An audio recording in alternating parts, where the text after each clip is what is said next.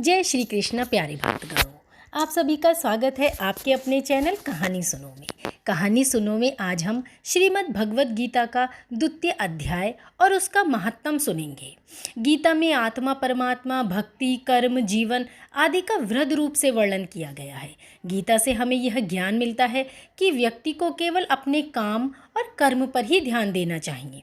साथ ही कर्म करते समय इस बात का भी ध्यान रखें कि आप जो कर्म कर रहे हैं उसका फल आपको किसी न किसी रूप में निश्चित ही प्राप्त होगा। गीता पाठ में इतनी शक्ति है कि जो व्यक्ति नित्य प्रति गीता का पाठ करता है उसके जीवन से सभी नकारात्मक ऊर्जाएं दूर होने लगती हैं और उसके जीवन में सकारात्मक ऊर्जा का संचार बढ़ने लगता है। इतना ही नहीं, गीता पढ़ने से व्यक्ति का आत्मबल भी बढ़ता है और व्यक्ति साहसी और निडर बनकर अपने कर्तव्य पथ पर आगे बढ़ता रहता है।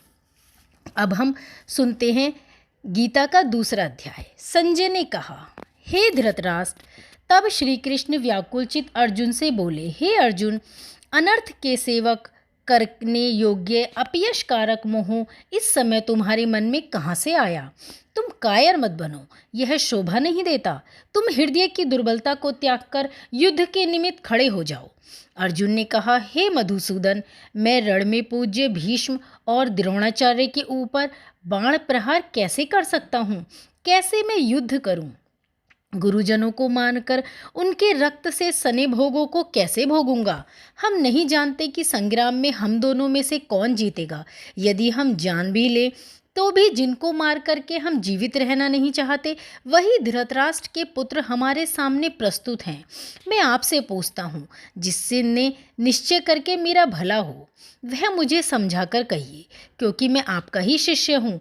मुझे शिक्षा दीजिए। मुझे पृथ्वी का निष्कंटक राज्य मिल भी जाए और देवताओं का आधिपत्य भी मिल जाए तो भी ऐसा कोई उपाय नहीं दिखता कि जो मेरी इंद्रियों के शोक को दूर करे। हे गोविंद, मैं युद्ध नहीं करूँगा। यह कहकर अर्जुन बिल्कुल शांत हो गए। संजय बोला, हे राजन, दोनों सेनाओं के मध्य में खिन्न होकर बैठे अर्जुन से श्री कृष्ण ने ये वचन कहे, हे अर्जुन, जिसके लिए शोक नहीं करना चाहिए तो उसके लिए शोक करता है और पंडितों के से वचन तो कहता है, परंतु पंडित लोग न ही मरों का शोक करते हैं न ही जीवितों का।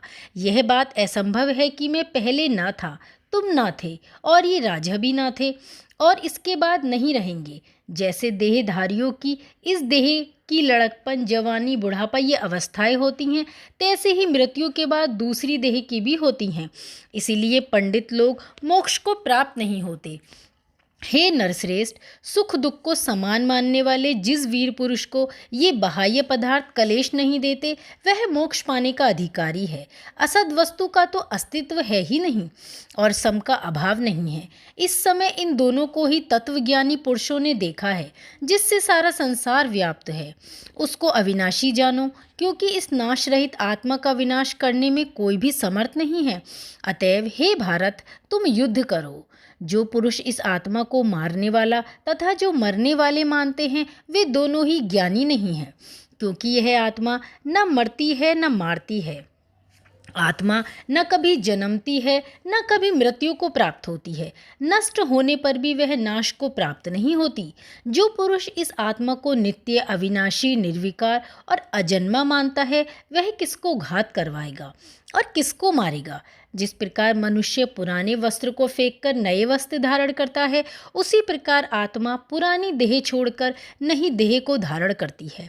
आत्मा को शस्त्र नहीं काट सकते, अग्नि भी नहीं जला सकती, जल भिगो नहीं सकता। यह अविनाशी, सर्वव्यापी, स्थिर, अचल और सनातन है। यह इंद्रियों को जानी नहीं जा सकती। यह कल्पना से भी परे है अर्जुन। इसलिए ऐसा जानते हुए तुम्हारा शोक करना उचित नहीं है। हे महाबाहो, यदि तुम इस आत्मा को नित्य जन्म लेने और नित्य मरने वाली मानते हो तो भी तुमको शोक नहीं करना चाहिए, क्योंकि जो जन्मा है उसकी मृत्यु और जिसकी मृत्यु हुई है उसका जन्म तो निश्चित है। अतएव जो बात अनिवार्य है उसके लिए सोच करना व्यर्थ है। जन्म लेने से पहले क्या था किसी को मालूम नहीं, फिर मरने के पीछे क्या होगा कोई नहीं जानता। ऐसी दशा में किस बात का सोच करना तुमको उचित लग रहा है? इस कारण सब प्राणियों के विषय में तुमको सोच करना उचित नहीं है। अपने धर्म को भी सोचकर तुमको घबराना उचित नहीं, क्योंकि क्षत्रिय को धर्मपूर्वक युद्ध से और कुछ भला करने वाला नहीं है। हे पार्थ, बिना इच्छा किए स्वर्ग का द्वार रूप यह युद्ध तुमको स्वतः प्राप्त हुआ है। यदि तुम अपने धर्म के अनुसार इस संग्राम को न करोगे तो अपना धर्म और बड़ाई खो बैठोगे। सब लोग सदा तुम्हारी अपकीर्ति करेंगे और प्रतिष्ठा वाले पुरुषों के लिए अपयश का होना मृत्यु से भी बढ़कर है। ये महारथी समझेंगे कि अर्जुन डरकर संग्राम से हट गया और अब तक जो तुम्हारा मान करते थे वे अपयश करने लगेंगे। शत्रु लोग तुम्हारे पराक्रम की निंदा करते हुए अनेक प्रकार के दुर्वचन कहें। इससे बढ़कर दुख तुमको और क्या होगा। यदि तुम युद्ध में नष्ट हो गए तो स्वर्ग का सुख भोगोगे और जीतने पर पृथ्वी तल पर राज्य करोगे।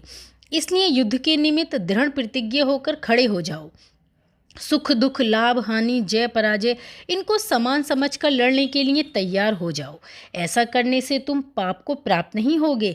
हे पार्थ, यह ज्ञानोपदेश ज्ञान योग के विषय में तुमसे कहा गया है। अब निष्काम कर्मयोग के विषय में सुन। जिस ज्ञान को पाकर कर्म बंधन से तेरी मुक्ति होगी, कर्मयोग मार्ग एक बार प्रारंभ किए बिना कर्म का नाश नहीं होता और विघ्न पड़ने पर भी शुभ फल होता है। और इस कर्म का केवल प्रारंभ ही संसार के भय से छुड़ाकर पूर्ण ब्रह्म प्राप्त कराता है। निश्चय करने वाली बुद्धि इस निष्काम कर्म में एक ही है और कामना करने वाले पुरुषों की बुद्धि एकाग्र नहीं रहती, उनकी शाखाएं प्रशाखाएं होती हैं। ऐसी दशा में मनुष्य संदेह में रह जाता है। हे अर्जुन, अज्ञानी उस पुष्पिता वाणी को ही स्वर्ग सुख से बढ़कर कुछ नहीं समझते। स्वर्ग सुख को ही जो उत्तम पुरुषार्थ समझते हैं, उनका कामनाओं से चित्त व्याकुल होने के कारण निश्चयात्मक बुद्धि से मोक्ष साधन को नहीं उत्पन्न होती, कारण कि उनका चित्त भोगादि में सदैव निर्मग्न रहता है। जिन मनुष्यों का चित्त इस प्रकार मोहलिप्त है, जिनकी आसक्ति भोग विलास और ऐश्वर्य में है, ऐसे पुरुषों के अंतःकरण में निश्चयात्मक बुद्धि नहीं होती। हे अर्जुन, वेद त्रिगुणात्मक सकाम हैं, तुम निष्काम हो जाओ। सुख दुख को समान जानकर नित्य योग क्षेम आदि स्वार्थों में ना पड़कर धीरजवान और आत्मनिष्ठ हो। जैसे छोटे छोटे अनेक जलाशयों में मनुष्य का कार्य सिद्ध नहीं होता, बड़े जलाशयों से वे सब प्रयोजन अनायास ही सिद्ध कर लेता है, उसी तरह संपूर्ण वेदों के में कहा हुआ काम कर्मों का फल ब्रह्म में भक्ति रखने वाला मनुष्य को सहज ही प्राप्त होता है। तुमको केवल कर्म करना चाहिए, फल तुम्हारे अधिकार में नहीं। तुम ना तो फल की अभिलाषा से काम करो, ना निकम्मे ही रहो। फल की आशा त्याग कर कार्य की सफलता को समान मानकर तुम योगस्थ होकर कर्म करो। यही कर्म ज्ञान योग है। इस बुद्धि योग सहित कर्म से अन्य कर्म अत्यंत हीन है। इसलिए तुम बुद्धि योग का आश्रय ग्रहण करो। फल की इच्छा रखने वाले निकृष्ट होते हैं। निष्काम कर्म करने वाला पुरुष ईश्वर कृपा से इसी संसार में सुकृत तथा दुष्कृत इन दोनों ही का त्याग कर देता है। इसलिए तुम निष्काम कर्म में प्रवृत्त हो जाओ। कर्म फल को त्याग कर ही बुद्धि युक्त ज्ञानी पुरुष जन्म बंधन से हटकर मोक्ष को प्राप्त होते हैं। जब तुम्हारी बुद्धि मोह वन से बाहर निकल जाएगी, तब तुम्हारा मन आगे सुनने वाली तथा हुई बातों को विरक्त हो जाएगा। अनेक श्रुति स्मृतियों के वचनों को सुनने से तुम्हारी बुद्धि भ्रमित हो गई है। जिस समय वह निश्चल होकर आत्मा में स्थित होगी, तभी तुमको तत्वज्ञान प्राप्त होगा। अर्जुन ने पूछा, हे केशव, आत्मा स्वरूप में निश्चल बुद्धि वाला किसको कहा है? उसके लक्षण क्या हैं? श्री कृष्ण जी बोले, हे अर्जुन, जो महापुरुष मन की सब कामनाओं को त्याग देता है और अपने आप में ही प्रसन्न रहता है, उसको निश्चल बुद्धि कहते हैं। दुख में किसके मन को खेद नहीं होता और सुख में किसको आसक्ति नहीं होती, और प्रीति भय क्रोध जिसके साथ रहते हैं, वह महात्मा स्थिर बुद्धि वाला मुनि कहलाता है। जो शुभ पदार्थ प्राप्त होने से हर्ष नहीं करता, अशुभ से अप्रसन्न नहीं होता, उसी को स्थिर बुद्धि जानना चाहिए। और कछुआ जैसे अपने अंगों को सिकोड़ लेता है, उसी तरह जो पुरुष अपनी इंद्रियों को विषयों से हटाता है, उसी की बुद्धि स्थिर जाननी चाहिए। निराहारी पुरुष के विषय घट जाते हैं, परंतु विषयों में उसकी चाह बनी रहती है। परब्रह्म का अनुभव होने पर चाह भी घट जाती है। हे अर्जुन, मोक्ष में प्रत्यक्ष करने वाले विद्वान व्यक्ति को ही प्रबल इंद्रिय बलात्कार से उसके मन को जीत लेती है।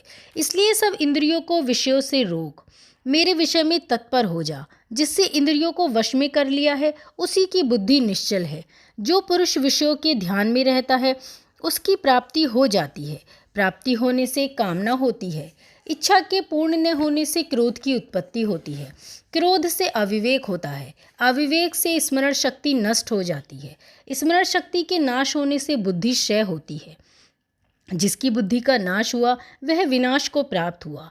जो पुरुष राग द्वेष से रहित हो अपने मन को वश में रखता है वह शांति को प्राप्त होता है।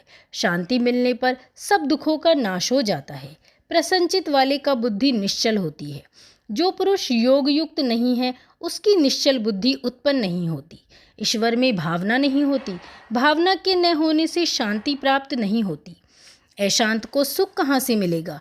जैसे वायु नाव को जल में खींच लेती है उसी प्रकार इंद्रिय उस पुरुष की बुद्धि का नाश कर देती है जिसका मन विषय सिद्धि से इंद्रियों के पीछे लग जाता है।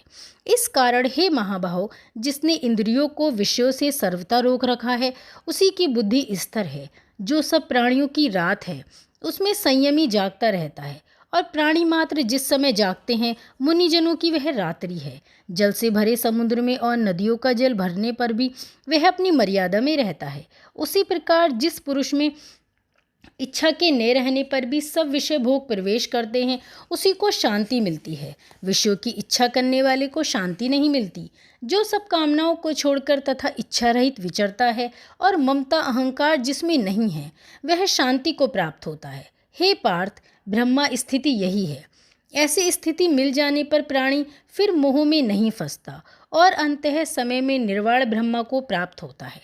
इति श्रीमद् भगवद गीता सूपनिषत्तु ब्रह्म विद्या योग शास्त्रे श्री अर्जुन संवादे आत्म संयम योगो नाम द्वितीयो अध्याय। दूसरे अध्याय का महात्म। नारायण जी बोले, हे लक्ष्मी, दक्षिण देश में एक पूर्ण नाम का नगर था। वहाँ एक देव सुशर्मा धनवान रहता था। वह साधु सेवा करता था। जब संत सेवा करते हुए दिन बीत गए तब एक बाल नामक ब्रह्मचारी आया। उसकी सेवा बहुत की और विनय की। हे संत जी, मुझे कृपा कर श्री नारायण के पाने का ज्ञान उपदेश करो जिससे मेरे जीवन का कल्याण हो और मुक्ति मिले। तब ब्रह्मचारी ने कहा, मैं तुझे गीता जी के दूसरे अध्याय का पाठ सुनाता हूँ। उसके सुनने से तेरा कल्याण होगा। तू श्रवण कर। एक अयाली वन में बकरियां चराता था और वहाँ मैं भजन करता था। एक दिन रात को अयाली बकरियां लेकर घर को चला। मार्ग में एक सिंह बैठा था। एक बकरी सबके आगे चली आती देखकर शेर भाग गया। तब अयाली यह आश्चर्य देखकर बड़ा चकित हुआ और मैं वहाँ आ खड़ा हुआ। उस चरवाहे ने मुझे कहा, मैंने यह आश्चर्य से देखा कि बकरी को देखकर शेर डर से भाग गया। तुम त्रिकालज्ञ हो, यह वृतांत मुझे कह सुनाओ। संत ने कहा, हे अयाली, मैं तुझे एक पिछली वार्ता सुनाता हूँ। यह बकरी पिछले जन्म में डायन थी। जब इसका पति मर गया तब यह बड़ी डायन हो गई। जिस सुंदर लड़के को देखे खा लेवे। और यह शेर पिछले जन्म में फंदक था। वह पक्षी पकड़ने वन को गया और डायन भी वन को गई। वहाँ डायन ने उस फंदक को खा लिया। अब वही फंदक शेर हुआ और वह डायन बकरी हुई। शेर को पिछले जन्म की खबर है, इसलिए बकरी को देखकर शेर ने जाना कि अब भी तुझे खाने आई है। तब अयाली ने कहा, मैं पिछले जन्म में कौन था? तब संत ने कहा, तू पिछले जन्म में चांडाल था। अयाली ने कहा, हे ब्रह्मचारी जी, कोई ऐसा उपाय भी है जिससे हम तीनों ही इस अधम देह से छूटें? तब संत जी ने कहा, हम तुम तीनों का उद्धार करते हैं। ये कह संत जी ने गीता जी के अक्षर सुनाए। तब उसी समय आकाश से विमान आए। उन सबको विमानों पर चढ़कर बैकुंठ को ले गए। अधम देह से छूटकर देव देह पाकर बैकुंठ को चला। तब श्री नारायण जी ने कहा, हे लक्ष्मी, जो मनुष्य श्री गीता जी ज्ञान को पढ़े सुने वह अवश्य ही मुक्ति को प्राप्त होता है। तो ये सुना हमने गीता का दूसरा अध्याय और उसका महात्म। जय श्री नारायण, जय श्री हरि।